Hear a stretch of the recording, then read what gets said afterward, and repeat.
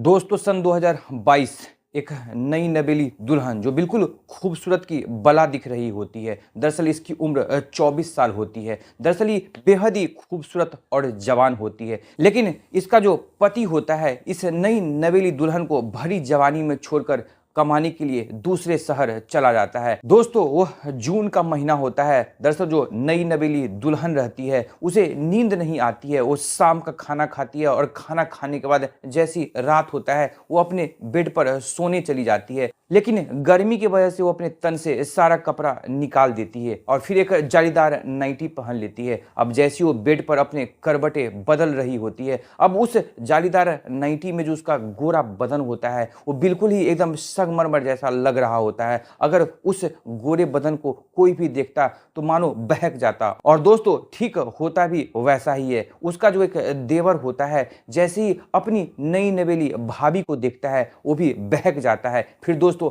आखिर वो जो उसका देवर होता है अपनी भाभी के साथ ऐसा क्या करता है, ये सब कुछ जानेंगे हम इस कहानी में। लेकिन दोस्तों कहानी की शुरुआत करने से पहले बस आप सबसे वही रिक्वेस्ट है कि अगर आप हमारे चैनल पर पहली बार आए हैं तो चैनल को जरूर सब्सक्राइब कर दीजिए और ये कहानी वाकई आपको इंटरेस्टिंग लगे तो इस कहानी को जितना हो सके लाइक एवं शेयर कर दीजिए। दोस्तों यह जो सच्ची कहानी है वो उत्तर प्रदेश का एक जिला बिजनौर और उस बिजनौर में एक गांव चंदन वाला गांव, उसी गांव में रहने वाला एक व्यक्ति जिसका नाम सद्दाब होता है।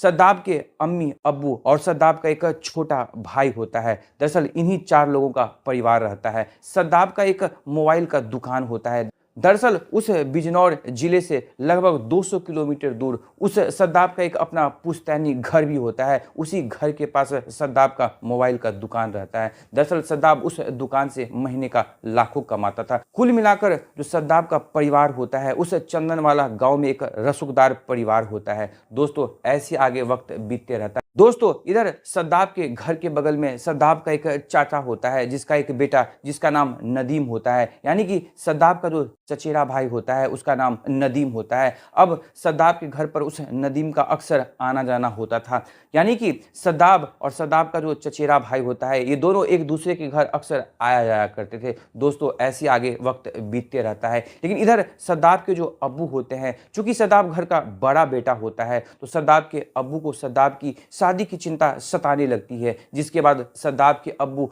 कई जगह रिश्तेदारों में ये बात करने लगते हैं कि सद्दाब के लिए अगर कोई अच्छी सी लड़की मिले तो जरूर बताना। अब दोस्तों सद्दाब के अब्बू को पता चलता है कि दरअसल उसी चंदन वाला गांव के बगल का एक गांव होता है जिस गांव में रहने वाली एक लड़की जिसका नाम रेशमा होता है, दरअसल वो बेहद ही खूबसूरत होती है। अब जैसे ही सद्दाब के अब्बू को यह बात पता चलती है, सद्दाब के अब्बू उस रेशमा को देखने के लिए रेशमा के घर पर पहुंच जाते हैं। अब जैसे ही सद्दाब के अब्बू रेशमा को देखते हैं पहली नज़र में अपनी बहू के लिए वो एक्सेप्ट कर लेते हैं। अब वो मन ही मन सोचने लगते हैं कि अगर ये लड़की मेरे घर की बहू बन जाएगी तो इससे बढ़िया बात कुछ हो ही नहीं सकती है। जिसके बाद सद्दाब और रेशमा की शादी पक्की कर दी जाती है। दोस्तों जिसके बाद अगले महीने में ही सद्दाब और रेशमा की शादी करवा दी जाती है, यानी कि निकाह करवा दी जाती है। अब जैसे ही वो रात यानी कि मिलन की रात होती है, अब वैसी ही जो रेशमा होती है अब वो सद्दाब की बेगम बन चुकी थी। वो काफ़ी बेसब्री से अपने शौहर उस सद्दाब का इंतजार करने लगी थी। दोस्तों इधर रात के तकरीबन 10 बजे का समय बज रहा होता है। सद्दाब अपनी बेगम से मिलने के लिए जैसे ही उस कमरे में उसके बेड पर जाता है, उसका घूंघट जैसे ही उठाता है वो बेहद ही खुश हो जाता है। इधर जो सद्दाब की बेगम रेशमा होती है उस सुर्ख जोड़े में बिल्कुल खूबसूरत की बला लग रही थी। अब जो सद्दाब होता है अपनी बेगम की खूबसूरती को देखकर उस पर काफ़ी ज़्यादा मोहित हो जाता है, उस पर काफ़ी ज़्यादा लालायित हो जाता है। दोस्तों इसके बाद जो सद्दाब होता है अपनी बेगम रेशमा के साथ कुछ अश्लील हरकतें करने लगता है, जिसमें कि उसकी जो बेगम रेशमा होती है वो भी शरीक हो जाती है और दोनों मिलकर एक दूसरे में लिप्त हो जाते हैं, यानी कि वो दोनों सुहाग रात मनाने लगते हैं। दोस्तों उस रात तकरीबन ये लोग कई बार एक दूसरे के साथ मिलकर सुहाग रात मनाते हैं। अब दोस्तों अगली सुबह जो सद्दाब होता है वो बेहद ही प्रसन्न रहता है, आखिर हो भी क्यों ना। उसकी जो बेगम रहती है वो बिल्कुल चांद का टुकड़ा लग रही होती है, वो एक खूबसूरत बला की तरह दिख रही होती है, वो बिल्कुल अप्सरा की तरह लग रही होती है।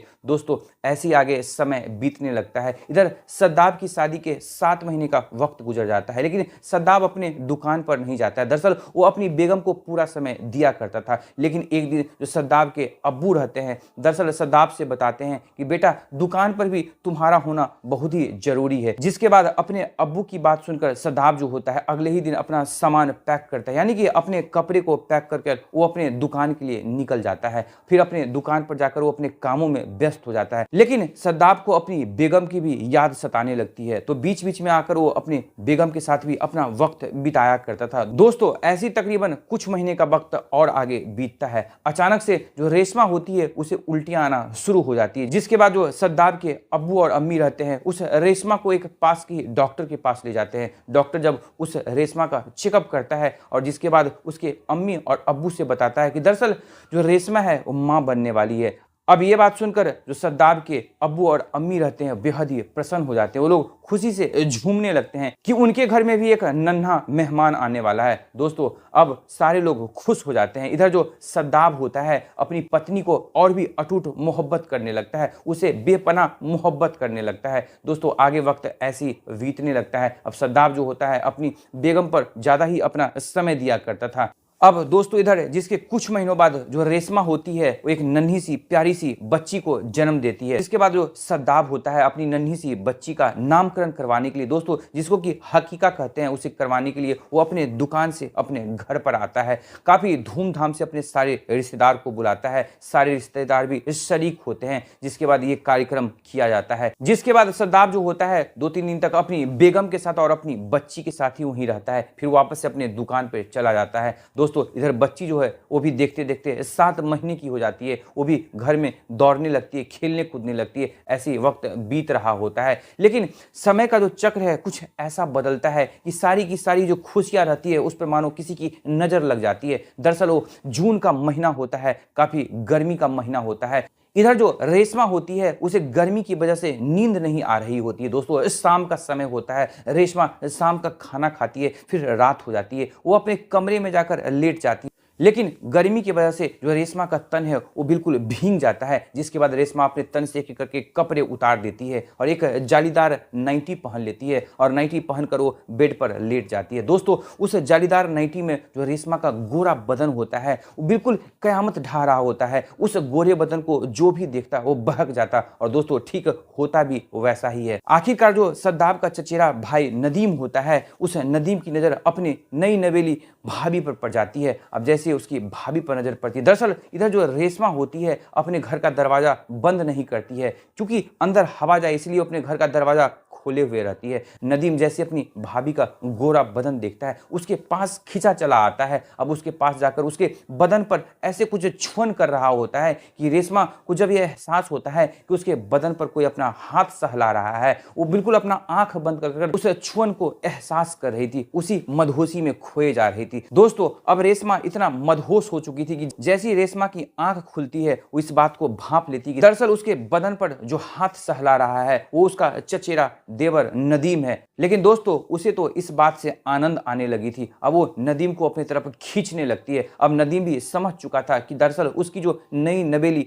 भाभी रेशमा है दरअसल उसे हरी झंडी दे दी है। जिसके बाद जो नदीम होता है वो भूखे भेड़िए की तरह अपनी भाभी के साथ लिप्त हो जाता है और उसके साथ वो संबंध बनाना शुरू कर देता है। अब दोस्तों इधर जो रेशमा होती है उसे भी पहली बार चरम सुख मिल रही होती है। अब रेशमा भी नदीम के साथ बिल्कुल मदहोश होकर उसके साथ संबंध बनाना शुरू कर देती है। दोस्तों वो लोग तकरीबन 2 से 3 बार संबंध बनाते हैं, जिसके बाद जो नदीम होता है बिल्कुल निढाल होकर उसी के बगल में लेट जाता है और जिसके बाद जो रेशमा होती है उस नदीम से कहने लगती है कि दरअसल आज से पहले मुझे इस तरह की शांति कभी प्राप्ति नहीं हुई थी, तुम मुझे धोखा मत देना। जिस बात पर जो नदीम होता है वो कहता है कि मैं तुम्हें बिल्कुल धोखा नहीं दूंगा, लेकिन तुम भी मुझे कभी धोखा मत देना, कभी छोड़ने की बात मत करना। दोस्तों बस यहीं से इन दोनों का जो संबंध है उसका सिलसिला आगे भी बदस्तूर जारी हो जाती है। ये लोग अपने मन में थोड़ा सा भी ये नहीं सोचते हैं कि अगर घर वाले को पता चल जाएगा, अगर मेरा भाई सद्दाब को पता चल जाएगा, अगर रिश्तेदार को पता चल जाएगा तो आखिर हमारी इज्जत का क्या होगा।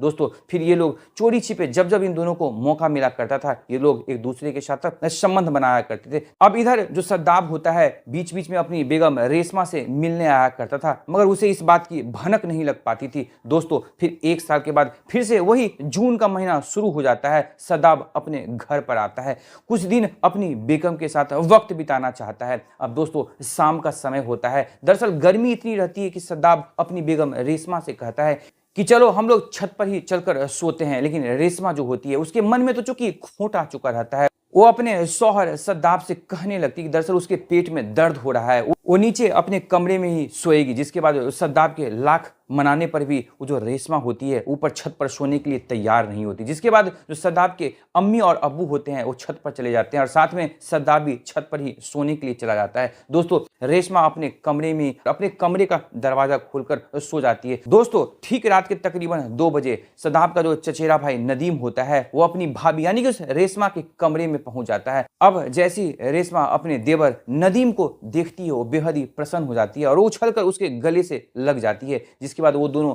एक दूसरे के साथ संबंध बनाना शुरू कर देते हैं। लेकिन दोस्तों जैसे ये लोग संबंध बनाना शुरू करते हैं, अचानक से गर्मी की वजह से जो सद्दाब होता है उसकी नींद खुल जाती है और उसे काफी ज्यादा प्यास लग जाती है। अब वो सीढ़ी से नीचे उतरता है और जैसे ही पानी पीने के लिए नल की तरफ बढ़ने लगता है, अचानक से जो रेशमा के कमरे से कुछ सिसकारी भरी आवाज आने लगती है। अब जैसे ये आवाज उस सद्दाब के कान में पहुंचती है, उसके मन में कहीं ना कहीं ये लगता है कि ऐसा आवाज तो एक पति पत्नी जब संबंध बनाते हैं तभी आती है। अब दोस्तों इस बात का कि आखिर माजरा क्या है पता लगाने के लिए जैसे ही सद्दाब अपनी पत्नी के कमरे की तरफ बढ़ने लगता है और जैसे ही कमरे में झांक कर देखता है तो उसके पैरों तले जमीन खिसक जाती है, उसकी आंख फटी की फटी रह जाती है, क्योंकि सामने उसकी बेगम और उसका जो चचेरा भाई नदीम होता है एक दूसरे के साथ काफी आपत्तिजनक स्थिति में एक दूसरे के साथ संबंध बनाने में लिप्त रहता है। दोस्तों ये नजारा देखकर जो सद्दाब होता है बिल्कुल आग बबूला हो जाता है। जिसके बाद जैसे उन दोनों को भी उस सद्दाब पर नजर पड़ती है, इधर जो नदीम होता है अपना कपड़ा झट से पहनकर वहां से निकल जाता है। लेकिन इधर जो उसकी पत्नी यानी कि उसकी बेगम जो कि रेशमा होती है वो भी अपना कपड़ा पहनते हुए आखिर वो कहां भाग कर जाती, उसे तो उसी घर में रहना था। अब वो अपने शौहर के कदमों में गिरते हुए उसे माफी मांगने लगती है कि आइंदे मेरे से ये गलती नहीं होगी, मुझे माफ कर दीजिए। लेकिन इधर जो सद्दाब होता है वो तो बिल्कुल सन्न पड़ चुका था, मानो उसके शरीर में सारा खून जम चुका था। वो कुछ नहीं बोलता है और चुपचाप वापस से फिर से छत पर जाकर सो जाता है। दोस्तों फिर सुबह होती है, सद्दाब सुबह सुबह ही अपना कपड़ा पैक करता है और अपने दुकान के लिए चल पड़ता है। अब जैसे ही उसके अब्बू देखते हैं, उसके अब्बू कहने लगते हैं इतनी सुबह सुबह बिना नाश्ता किए हुए दुकान पर आखिर क्यों जा रहे हो। लेकिन सद्दाब जो होता है अपने अब्बू से भी कुछ कहता नहीं, उसकी आंखें नम रहती है, अपने अब्बू को सलाम करते हुए अपनी दुकान के लिए निकल जाता है और वहां वो बिजी हो जाता है। अब इधर जो रेशमा होती है अपने शौहर को लगातार फोन किए जा रही थी, लेकिन जो सद्दाब होता है अपनी बेगम रेशमा का फोन उठाता नहीं है, उसे लगातार 3 महीने तक बातचीत नहीं करता है। दोस्तों जिसके बाद जो रेशमा होती है मन ही मन सोचने लगती है कि आखिर मेरे शौहर को काफी गहरा झटका लगा, मैंने जो गलती की जिसके कारण मेरे शौहर काफी ज्यादा सदमे में चले गए। जिसके बाद वो काफी थक हार कर सद्दाब के जो अब्बू होते हैं उससे वो कहने लगती है कि दरअसल जो सद्दाब है मेरे शौहर है मेरे से बात नहीं कर रहे हैं। जिसके बाद जो सद्दाब के अब्बू होते हैं अपने बेटे से मिलने के लिए जो पुश्तैनी घर जहां पे की दुकान होता है वहां पर पहुंच जाते हैं और अपने बेटे से कहने लगते हैं कि दरअसल ऐसी क्या बात हो गई कि तुम बहू से बात नहीं कर रहे हो। लेकिन इधर जो सद्दाब होता है वो अपने अब्बू से एक ही बात कहता है कि मैं अब उसके साथ रहना नहीं चाहता हूं, मैं रेशमा को तलाक देना चाहता हूं। जिसके बाद जो सद्दाब के अब्बू होते हैं वो सद्दाब पर बिल्कुल ही क्रोधित हो जाते हैं। वो कहने लगते हैं कि दरअसल तुम किसी दूसरे औरत के चक्कर में पड़ गए हो, जिसके कारण तुम मेरी बहू को और मेरी नन्ही सी फूल सी जो पोती है तुम उसे छोड़ना चाह रहे हो। लेकिन सद्दाब जो होता है वो एक सुनने वाला नहीं था। वो फिर से अब्बू से कहता है कि मैं एक ही शर्त पर घर वापस आऊंगा जब रेशमा वहां नहीं रहेगी, रेशमा वहां से चली जाएगी। अब दोस्तों जिसके बाद उसके अब्बू होते हैं फिर से गुस्सा करने लगते, कहने लगते तुम्हारी जिस औरत से चक्कर चल रहा होगा वो औरत तुम्हें एक दिन लात मारकर बाहर कर देगी, तुम्हें वही तुम्हारी बेगम काम आएगी। दोस्तों जिसके बाद भी जो सद्दाब होता है वो अपने अब्बू का एक नहीं सुनता है, बस वो एक ही जिद पर अड़ जाता है कि मैं तो रेशमा से तलाक लेकर ही रहूंगा, मैं उसके साथ अपने आगे का जो जिंदगी का सफर है उसे मैं नहीं गुजार सकता हूं। जिसके बाद उसके अब्बू उस पर काफी ज्यादा चीखते और चिल्लाते हुए वहां से वापस अपने घर चले आते हैं। अब दोस्तों जिसके बाद जैसी रेशमा के अब्बू को भी ये बात पता चलती है, रेशमा के अब्बू भी काफी आग बबूला हो जाते हैं। रेशमा के अब्बू तुरंत ही कुछ गांव वाले को साथ में ले आकर उस सद्दाब के घर पर आ धमकते हैं और वहां पर आकर सद्दाब के अब्बू से कहने लगते हैं कि आखिर मेरी बेटी ने किया क्या है, कि आखिर तुम्हारा बेटा मेरी बेटी को छोड़ना क्यों चाह रहा है। चलो तुम्हारा बेटा मेरी बेटी के साथ अगर नहीं रहना चाह रहा है तो एक पंचायत बुलाया जाएगा, उस पंचायत में तुम अपने बेटे को भी लेकर जरूर आना। दोस्तों इतना कहते हुए जो रेशमा के अब्बू रहते हैं अपनी बेटी रेशमा को वहां से लेकर चले जाते हैं। जिसके अगले ही दिन जो सद्दाब के अब्बू होते हैं वो सद्दाब को फोन करते हैं और दरअसल बताते हैं कि रेशमा के अब्बू हमारे घर आए थे, वो अपनी बेटी रेशमा को यहाँ से लेकर चले गए, उन्होंने पंचायत बुलाई है, उस पंचायत में तुम्हारा रहना भी जरूरी है। दोस्तों ये बात सुनते ही जो सद्दाब होता है अपनी दुकान से फौरन अपने घर के लिए चला आता है। दोस्तों अगले ही दिनों पंचायत रखी गई होती है, जिस पंचायत में सद्दाब अपने अब्बू के साथ पहुंच जाता है, जहां पर बहुत सारे कुछ लोग बैठे हुए रहते हैं। दोस्तों अब उस पंचायत में जो सबसे बुजुर्ग व्यक्ति होता है वो सबसे पहले उस सद्दाब से पूछता है कि दरअसल तुम अपनी बेगम रेशमा को छोड़ना क्यों चाहते हो, उसे तलाक क्यों देना चाहते हो, आखिर उसकी गलती क्या है। जिस बात पर जो सद्दाब होता है वो अपनी बेगम के बारे में यानी कि उस रेशमा के बारे में कुछ नहीं कहता है, बस वो एक ही चीज कहता है कि मुझे अपनी पत्नी यानी कि अपनी बेगम से तलाक चाहिए। तो फिर उसी में से एक दूसरा बुजुर्ग कहता है कि दरअसल तुम अपनी बेगम को तलाक दे भी दोगे लेकिन उसकी गलती क्या है, आखिर जो नन्ही सी बच्ची है उसका क्या होगा, उसके जिंदगी का उसके भविष्य का क्या होगा, उसका खर्चा कौन उठाएगा। जिस बात पर जो फिर से सद्दाब होता है वो इतना ही कहता है कि दरअसल मैं इसके बारे में कुछ कहना नहीं चाहता हूँ, दरअसल मुझे इसे तलाक चाहिए, मैं हरगिज इसके साथ अपनी जिंदगी का सफर तय नहीं कर सकता हूँ। और सवाल रहा उस नन्ही सी बच्ची का, तो अगर वो मेरे पास रहेगी तो मैं उसका